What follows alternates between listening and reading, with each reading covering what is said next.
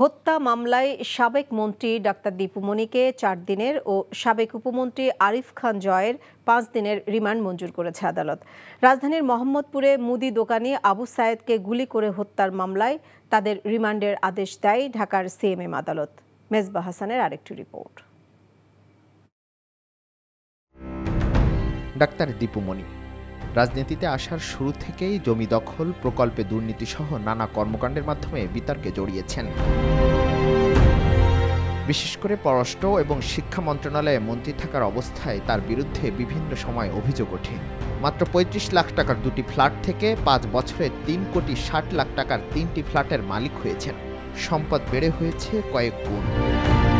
শিক্ষামন্ত্রী হওয়ার পর দেশের শিক্ষা ব্যবস্থা নিয়েও বিতর্কে জড়িয়েছেন এই মন্ত্রী। শুধু তাই নয়, নদী দখলে সহায়তাকারী হিসেবে নাম কুড়িয়ে আখ্যা পেয়েছেন বালুখেকু হিসেবে।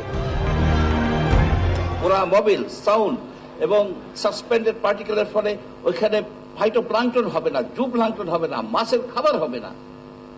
কিন্তু এই হায়ানার দল থেকে আমি কিন্তু মুক্ত রাখতে পারছি না, কারণ এই হায়ানার দলের পেছনে আছে একজন রাজনৈতিক শক্তি, একজন চাঁদপুরের এক নারী মন্ত্রী, তাদেরকে এই সহায়তা করে। আশেপাশের যে লোকজনগুলি বাস করত, সে প্রান্তিক জনগণ, তারা ঘুমাতে পারত না যে ভাঙনের ভয়তে। সেই ভাঙন আবার চাঁদপুরবাসীর সেই চরের লোকের ফিরে আসবে। শেখ হাসিনা সরকারের আরেক প্রতাপশালী সাবেক ক্রীড়া উপমন্ত্রী আরিফ খান জয় খেলার মাঠে অস্ত্র নিয়ে তুমুল সমালোচিত হন। প্রভাবশালী এই দুই নেতাকে মঙ্গলবার হত্যা মামলার দায়ে নেওয়া হয় ঢাকার সিএমএম কোর্টে।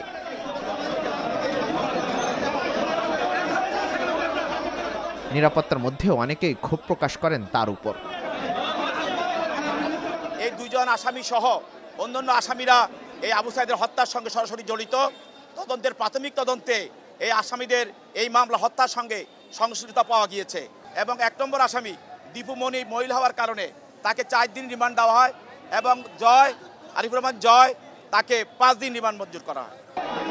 ছাত্র জনতার গণ অভ্যুত্থানে শেখ হাসিনা দেশ ছেড়ে পালালেও পালাতে পারেননি অনেক মন্ত্রী ও নেতারা। নির্বিচারে গুলি ও বিভিন্ন অপকর্মের দায়ে গ্রেফতার হচ্ছে অনেকেই। Mezba Hasan, NTV news, Dhaka.